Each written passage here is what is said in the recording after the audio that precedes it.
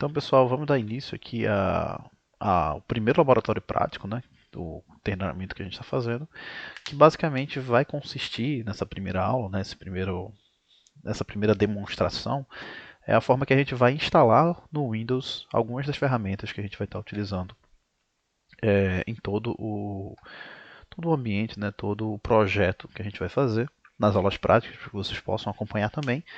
É, e aí é só realmente uma demonstração mais rápida possível que a gente possa fazer.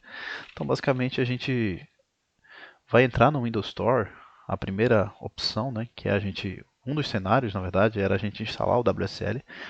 E aí eu vou mostrar como é simples, na verdade, para vocês, né? Eu tenho instalado aqui já o Ubuntu LTS 20.04. Eu vou instalar aqui o 18.04 só por demonstração. Então a gente vai, abre o Windows Store aqui, procura por Ubuntu, e aí ele vai mostrar aqui, ó, Canonical Group Limited.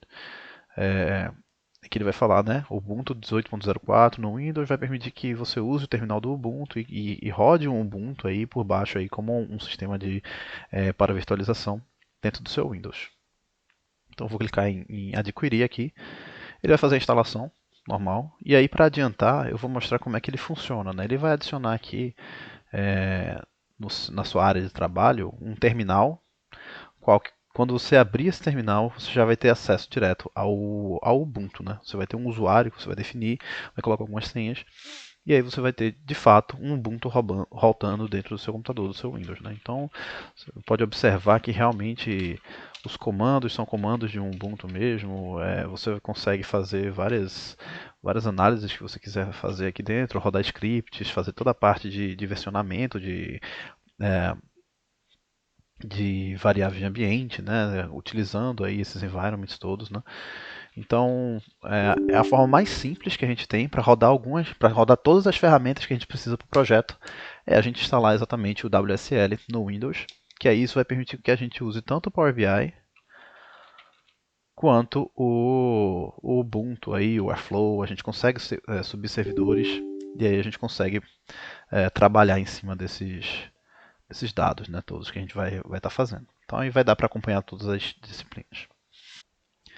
E aqui só para mostrar o outro cenário, né, que é o cenário do WSL, uh, a gente vai conseguir abrir, eu terminei de instalar ele agora, então a gente vai abrir o WSL aqui, ele vai, inicialmente, a primeira inicialização dele, ele vai instalar algumas coisas, né, ele vai realmente fazer a inicialização do meu sistema operacional, então ele tem que instalar algumas coisas, ele tem que rodar algumas configurações. Ele pede para registrar um username para o meu Unix, né, que eu estou rodando agora. Então vai ser Denis. A password que eu vou passar, né, a minha senha. Confirmo. E no final das contas eu já estou com o usuário aqui liberado para a gente trabalhar com o Linux dentro do Windows. Então isso aqui é muito massa também. E aí tem formas que a gente faz conexões aqui, a gente faz syncs, né? A gente faz links, na verdade, que a gente pode puxar os arquivos do Windows, né? Ele vai conseguir verificar ali, criar um atalho para que eu observe os arquivos que estão no meu Windows aqui dentro do meu WSL. E aí, a partir disso, a gente faz compartilhamento de arquivos, a gente consegue ter simultaneamente abrindo, tanto no Windows quanto no Linux, os mesmos arquivos. Eu posso utilizar isso aqui para gerar outputs, e aí no Windows eu abro esses outputs em outros programas, como por exemplo o Power BI, como por exemplo qualquer outra coisa que eu estiver utilizando ali. Eu posso desenvolver o meu código em VS Code e aí rodar ele no Linux aqui. Então, realmente dá uma gama ali de ferramentas para a gente muito interessante. Para quem é desenvolvedor, para quem testa as coisas também, é excepcional. E aí, para quem seguir por esse caminho também, né, a gente utiliza o Linux para fazer instalação tanto do Jupyter Notebook quanto do Python 3. Aqui a gente vai fazer uma instalação mais simples também. Ele vem pelado, né, ele não vem com o Python pré-instalado. Então a gente tem que fazer um sudo apt-get update.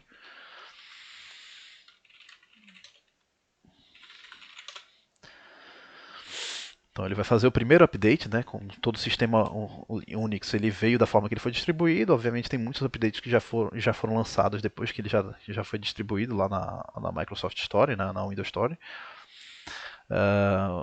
Deixa eu pausar aqui. Uma vez o update já sendo feito, né, a gente já consegue instalar o nosso Python 3.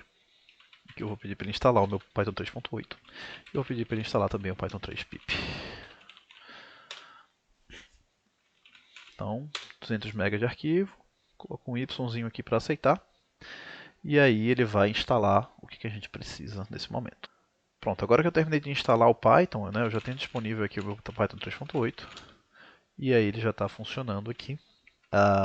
Já tem o meu pip também. Então, Python 3.8 -m pip. Version.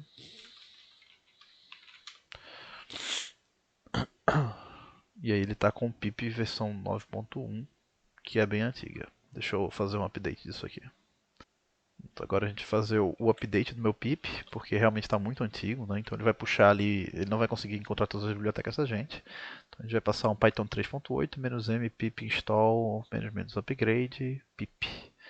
E aí ele vai puxar agora a versão 21.3.1, realmente estava bem defasado. E aí a partir disso, gente, é muito tranquilo a gente já trabalhar. O Python 3.8 ele já vem com o venv. Então, por exemplo, uma boa prática no Python é a gente criar, a gente amarrar todos os nossos projetos em ambientes, né? Em ambientes virtuais. E aí a gente utiliza o Python para poder versionar esses ambientes, né? Para a gente poder criá-los e fazer ali operações que vão ser contidas, né? Instalações de bibliotecas que vão ser contidas dentro desses ambientes. Então a gente vai utilizar o venv aqui para poder criar esse ambiente. Eu vou criar um ambiente aqui chamado de Data Driven. Data Driven. Deu algum erro aqui. Não veio instalado. E aí, pessoal, a gente vai criar o nosso ambiente virtual utilizando o Python 3.8. Passar o venv aqui. E aí eu vou criar o meu ambiente chamado Data Driven. Então ele demora um pouquinho para ele fazer a criação. Se a gente der um ls aqui, a gente vê que tem já a pasta do nosso, da nossa variável do nosso ambiente virtual, né? E aí eu ativo isso passando o caminho para o meu Activate. Então ele está aqui dentro de bin Activate, né? E aí a gente vê que muda aqui para o meu usuário. Eu estou dentro desse ambiente Data Driven aqui. Então, a partir desse momento, o Python que eu usei foi o Python que eu usei para o Python padrão, é o Python que eu usei para criar esse ambiente. Então, se eu passar só um Python, a gente vê que ele vai para o Python 3.8. E além disso, todas as bibliotecas que eu instalar nessa máquina, nesse ambiente virtual, eles vão ficar contidos aqui. E isso é interessante porque eu consigo, no final das contas, depois que eu fiz esse projeto bem amarrado, utilizando uma quantidade limitada de libs, eu consigo dar um freeze, né? Eu congelo esse ambiente, eu pego todas as libs, todas as bibliotecas que eu trabalhei, na versão que eu trabalhei, eu congelo isso dentro de um arquivo chamado requirements, e aí eu passo para dentro do meu projeto esses requerimentos. E aí é tão fácil para outra pessoa puxar o meu repositório e fazer uma instalação exatamente das bibliotecas na versão que eu utilizei no projeto, para que ele possa reproduzir todo o meu ambiente, né? Isso aí precede, ou na verdade é independente, é um caminho diferente da gente utilizar uma ferramenta de container, por exemplo, porque a gente vai estar replicando todo um sistema operacional. No caso aqui, a gente vai estar replicando todas as bibliotecas, né? Toda a parte de módulos instalados para rodar, para desenvolver um programa e para rodar ele em produção ou em desenvolvimento. Então a gente vai ter essa instalação. E aí uma coisa que é interessante também é que o venv ele não puxou o meu pip versão mais atualizada, então eu vou ter que fazer a atualização de novo nele. Pip install "-upgrade pip".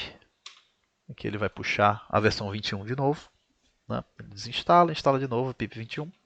E a partir desse momento, tudo que eu instalar, ele vai ficar contido dentro desse ambiente. E aí a gente vai precisar de algumas libs que a gente com certeza vai utilizar, que no Anaconda já vão vir pré-instaladas, né? E a gente vai instalar aqui especificamente. Então a gente vai precisar do Jupyter, a gente vai precisar do NumPy, a gente vai precisar do matplotlib, a gente vai precisar do Seaborn, do Pandas.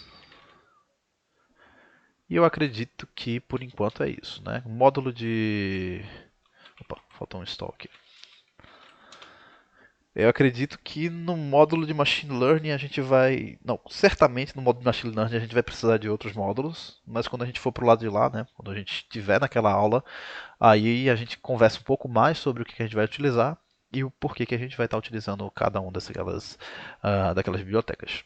Mas por enquanto a gente vai instalar aqui Jupyter, NumPy, Matplotlib, Seaborn, Pandas. Vai ser suficiente para a gente ter uma noção muito boa sobre o Python.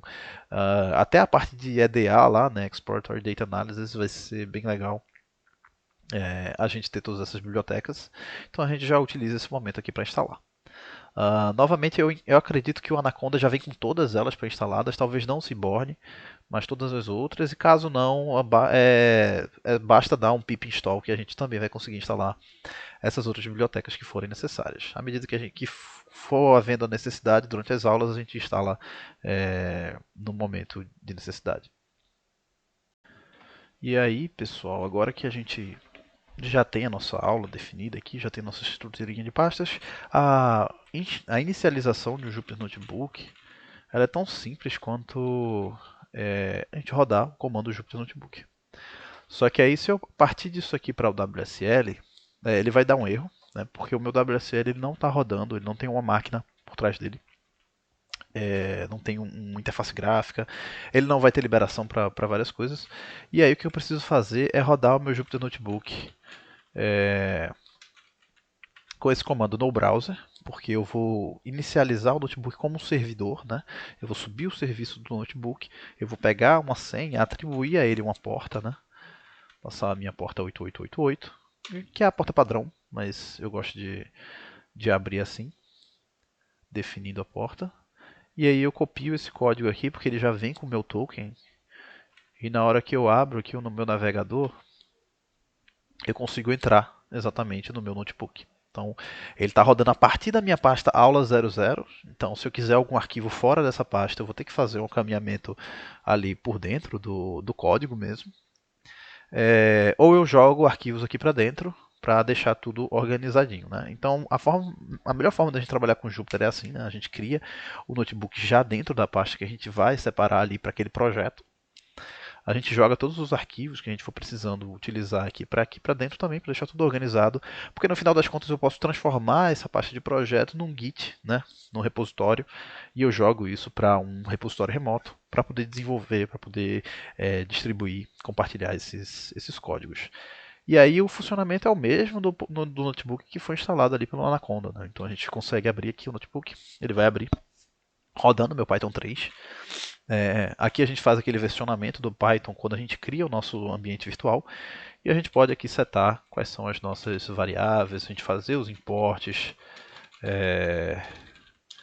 por exemplo, e a gente vai tendo toda a parte de usabilidade aqui do Python, interpretação, escrita de Markdown, né, documentação desse código toda, exportação aqui como PDF, Markdown, LaTeX, tudo isso funcional.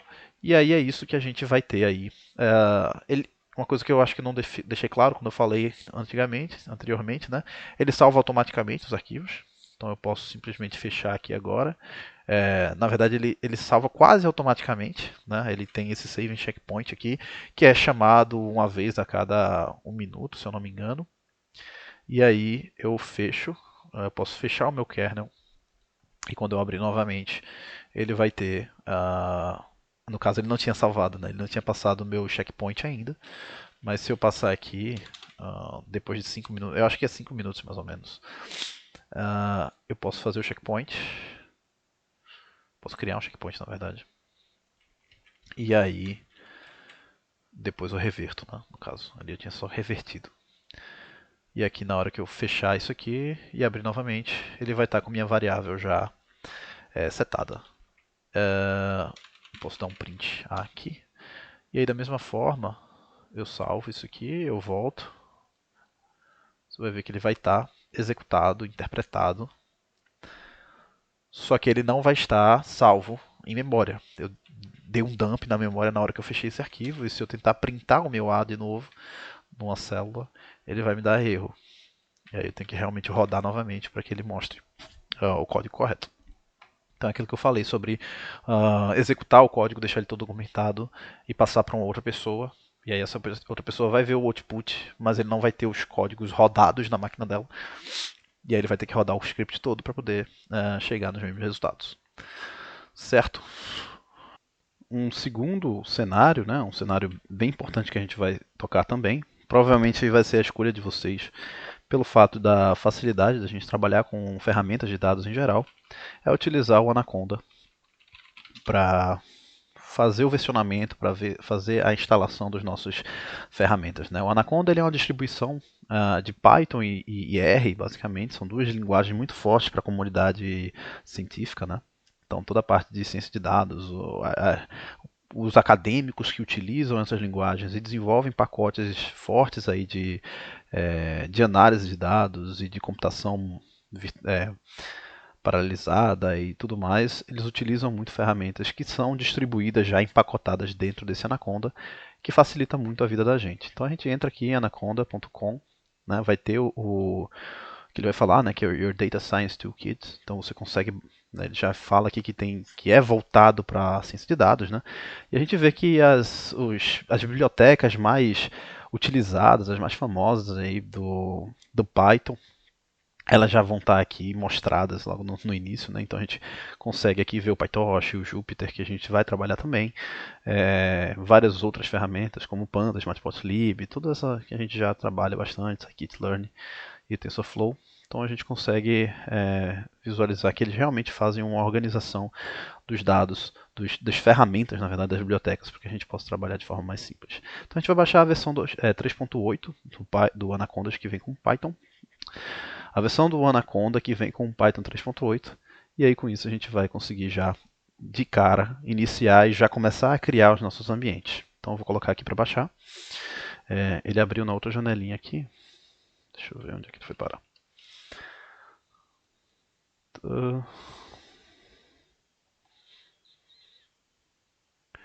Então ele vai começar a baixar, é um arquivo de 477 MB. E assim que ele terminar, aí eu volto aqui para mostrar a instalação. Pronto, agora a gente terminou de baixar aqui o arquivo. A gente vai instalar. A instalação do Anaconda também é bem intuitiva. Então vai ter a interface aqui de instalação. Permitir aqui, concordar. Pode instalar só para o seu usuário mesmo, ou para todos os usuários, dependendo. Aí, se você tiver mais uso do seu computador ou de um servidor. E aí ele vai usar aqui mais ou menos 3 GB de espaço. Né? Vou colocar aqui dentro da minha pasta normal. Eu posso adicionar o Python que vem no Anaconda como o meu Python padrão, ou eu faço isso a partir de... eu não faço isso aqui, e aí quando eu for utilizar o Python eu posso usar ele separado dentro do meu PowerShell ou de algum outro sistema. Posso adicionar um Anaconda 3 ao minha path também. Então aqui eu não vou fazer isso. Vou deixar só registrando aqui o Anaconda 3 como o meu Python principal. E aí a gente clica em instalar. Né? Tão simples assim. Ele vai já terminar de fazer todas as instalações aqui. E aí ao final a gente terminou de instalar aqui o nosso Anaconda. Né? Ele pede para a gente instalar o PyCharm aqui, não precisa disso, vou só colocar aqui para a gente... não quero os tutoriais dele agora. Ele terminou de instalar e agora eu tenho aqui o meu Anaconda. Ele vem com um prompt, né, de comando, né, alternativo ao PowerShell, aí, alternativo ao próprio CMD do Windows. E ele vem com o navegador Anaconda, que vai ser o que a gente vai utilizar agora para fazer o versionamento, a instalação das nossas ferramentas. Né? Então, deixa eu abrir aqui para a gente dar uma olhada. Então ele terminou de instalar aqui o Jupyter Navigator, o Anaconda Navigator, né? Então a gente consegue já ver que ele vem várias ferramentas para a gente poder instalar, né? Como eu falei, ele é uma distribuição, o Anaconda do R também, né? Ele já vem aqui permitindo a gente instalar o RStudio, o Orange, né? Que é uma ferramenta de data mining low code, né? No code, na verdade. Né? O próprio VS Code aqui, IDEs diferentes para a gente trabalhar, como o PyCharm também, ou o Spider e o VS Code. mas a gente vai estar interessado aqui em lançar, né, ou iniciar o nosso Jupyter Notebook.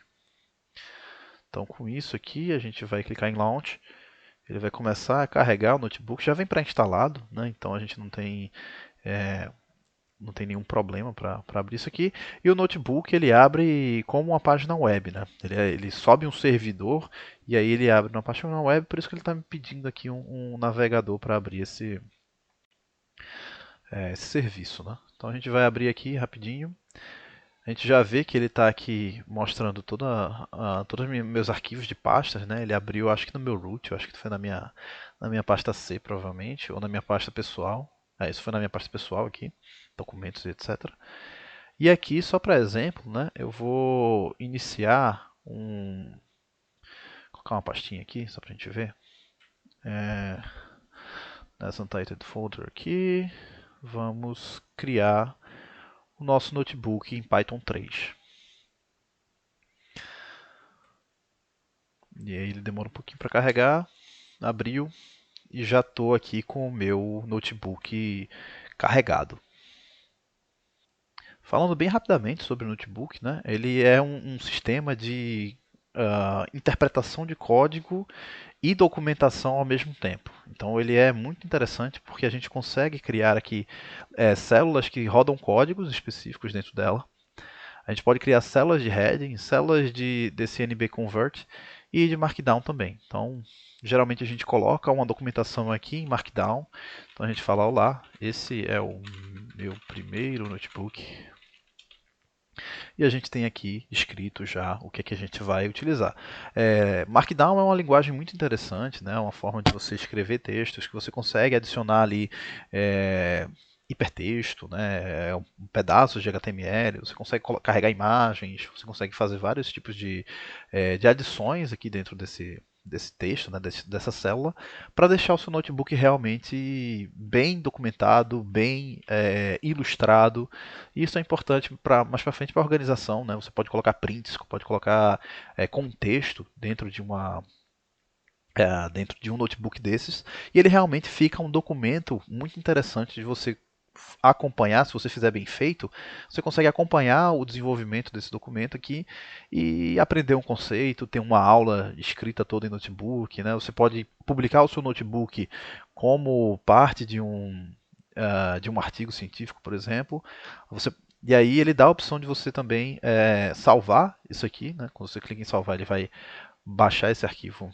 Você pode descarregar isso em um arquivo.ipynb, né, IPYB, que basicamente você vai abrir isso em qualquer computador que tenha o notebook, né? Se o meu código tiver rodado, ele vai aparecer já no outro computador, já o output, né? Eu salvo com o output também. E aí o notebook vai ficando um pouco mais pesado. Ou eu posso salvar só o código, que ele vai ficar bem leve, e aí no outro computador eu rodo, e aí também vai funcionar. E eu posso baixar esse notebook, a parte mais interessante, né, da documentação é que eu posso baixar isso como HTML. Então ele vai vir com todo o texto, né, todo o código, Markdown bem feito, né, organizado, que eu já fiz. E o código também aparecendo nas células e o output do código também. Eu posso salvar isso em LaTeX, que já fica preparado ali para artigos científicos. Eu posso salvar isso em Markdown também, ou em PDF, por exemplo. E eu posso também exportar todo o meu código aí em Python. Então ele vai já ficar em um .py. Eu tenho que fazer algumas alterações, algumas limpezas ali nas células, né, dentro do meu script, para que ele rode realmente como um script Python depois. E aí, a próxima aula vai ser uma aula sobre Python de fato, né? Que a gente vai entender ali alguns conceitos, como é que a gente define variáveis, o que são variáveis em Python, qual é a sintaxe que é defendida ali pela linguagem, né? Que a comunidade de Pythonistas utilizam mais. Mas basicamente a gente pode só a nível de demonstração aqui, né? Essa é uma demonstração de código interpretado direto no Jupyter Notebook. Então aqui eu estou fazendo um print em Python, né? Passei uma string dentro dele e aqui eu já tenho o meu resultado. É assim que a gente utiliza o notebook. E aí, né, a gente pode fazer várias coisas aqui dentro. A gente pode trabalhar com data frames. Então, a parte mais interessante do notebook é, de fato, a parte de análise exploratória de dados, né? A gente pode criar frameworks inteiros, a gente pode implementar frameworks inteiros, a gente pode puxar scripts aí, desenvolver scripts em deep learning, em machine learning, né? A gente vai fazer inteligência artificial e aí definir as camadas de cada uma da nossa CNN, por exemplo, no notebook, rodar isso ao mesmo tempo e fazer alterações ali à medida que a gente for percebendo que tem um erro ou outro. Né? A parte interessante, o mais interessante, é que se eu cometo um erro no meu código, eu vou quebrar apenas essa linha, apenas essa célula, e se eu rodar novamente algum outro código aqui, ele vai estar carregado, ele ainda vai estar dentro da memória do meu computador. Isso é uma coisa boa, isso é uma coisa ruim, né? Porque se eu esquecer que eu rodei um código muito grande ali, salvei várias variáveis, isso vai começar a consumir muito da minha memória. E aí, se eu não limpar esse notebook, né, eu vou ficar sem memória depois. Mas ele só funciona aqui à medida que eu estou executando esse código. E aí, pessoal, uma alternativa que a gente tem à instalação do notebook, né, do Jupyter Notebook, do Anaconda, de tudo isso, é utilizar o Google Colab. Né? A gente não vai obrigar que ninguém instale nada, né, obviamente, mas a gente tem essa ferramenta excepcional aqui do Google, que eles fornecem gratuitamente. Ele tem um free tier muito bom, né? Ele tem a parte paga também que você pode fazer, que aí eleva ali o seu potencial de processamento, né? Mas o free tier dele é muito interessante, né? Deixa eu ver se ele conectando aqui ele já me aloca e uh, a gente vê os recursos que estão disponíveis. Deixa eu só terminar de conectar o meu ambiente. Então aqui terminei de conectar, né, na minha sessão. Então ele já me diz aqui, ele não está me retornando o valor real de quanto de RAM que eu tenho de disco disponível, mas é cerca de 70 GB de disco, se eu não me engano. E de RAM também ele vai ter algo próximo de 30 GB, se eu não me engano. E aí você consegue fazer o upgrade para o Colab Pro. A gente vai ter é, essa potência, né, esse processamento aumentado, né, esses recursos aumentados. E o que eu posso fazer, além disso, né, aqui ele já vem com Python, né, ele é um Colab, ele roda em Python especificamente. Então eu consigo aqui definir minha variável, passo uma string aqui com definição exatamente da forma que a gente faz em Python. E a gente vai fazer aqui o print da minha variável. A gente vai conseguir executar isso aqui. Também vai ser interpretado à medida que a gente vá executando cada célula, e aí isso vai sendo salvo e organizado dentro também de um sistema é, de um Markdown também aqui. Né? Então a gente pode clicar, criar células de texto, a gente pode adicionar imagens e fazer toda a anotação nesse notebook, né? Exatamente como o notebook, tanto que a extensão do Google Colab é o IPYB, e a gente consegue fazer marcação de índices aqui, novas seções, subseções. Então, vocês observam que realmente é um formato muito interessante para a gente poder estar organizando o conhecimento, organizando uma aula, organizando uma documentação de implementação de algum script. Então, isso está sendo muito utilizado. E o mais interessante é que ele roda em sistema independente do seu computador. Então você não tá, eu não estou utilizando nada, nenhum recurso da minha máquina, exceto o recurso necessário para abrir a página. E toda a parte de processamento está sendo feita pelos servidores da Google. Né? E o mais interessante, né, o mais legal ainda do, do notebook, do Google Colab, na verdade, é que a gente consegue. E o mais interessante do Google Colab, na verdade, é que a gente consegue alterar o nosso tipo de ambiente de execução. E ele permite, ainda no free tier, né, ainda de graça para a gente, né, eu estou logado aqui com minha conta pessoal, utilizar GPU e TPU. Então a gente pode clicar aqui em GPU, a gente salva, ele vai desconectar do meu ambiente, vai conectar em um outro ambiente e ele vai alocar memória, ele vai alocar um graphic card, né, uma placa de vídeo para o meu computador. E aí eu copiei um código aqui só para a gente dar uma olhada. Ele vai instalar alguns pacotes, algumas libs aqui. Isso também é interessante para a gente mostrar, né? Quando a gente dá uma exclamação no notebook, tanto o Jupyter Notebook quanto o Colab, a gente consegue rodar comandos em shell. Então, aqui o pip ele já vem pré-instalado no Colab também, né, no servidor do Colab, então a gente consegue utilizar, que é esse sistema de versionamento aqui, de distribuição e instalação de pacotes no Python. A gente consegue instalar algumas libs aqui, depois a gente importa essas libs, e aqui eu estou pedindo para ele executar alguns comandos. Né? Eu estou instanciando minhas GPUs aqui, dentro desse pacote que é utilizado para identificação de GPU, e aqui eu consigo ver exatamente o que é que está sendo utilizado tanto da RAM, olha aqui a gente tem 12 GB, me corrigindo aqui, eu tinha falado 30, né, era demais também, 12 GB de RAM mais ou menos, e de GPU ele me deu uma GPU aqui com 11 GB também.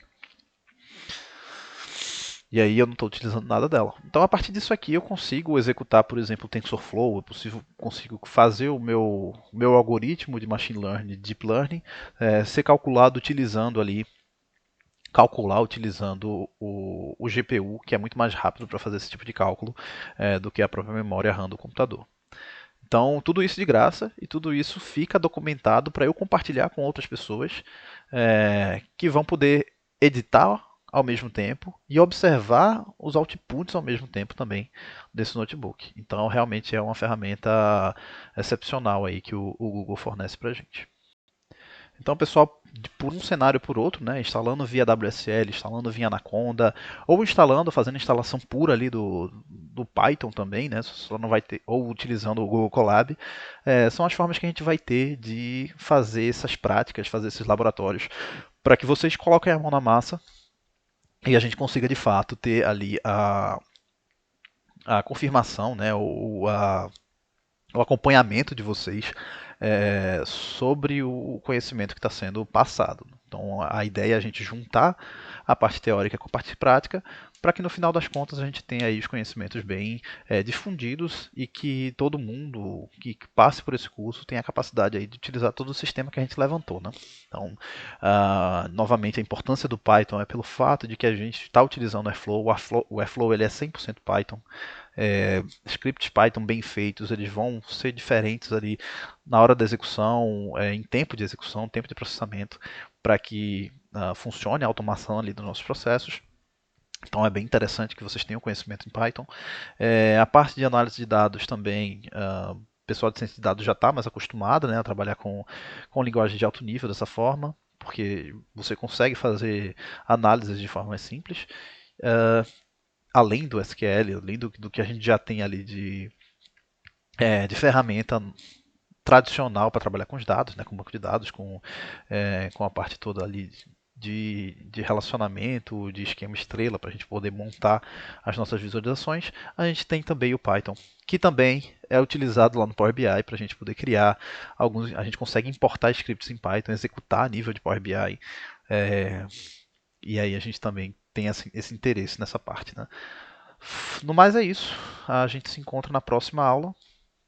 Espero que vocês tenham conseguido instalar aí corretamente pelo menos um desses cenários, né, um desses caminhos, para que a gente siga com a aula aí de conceitos em Python. Bem interessante também amanhã.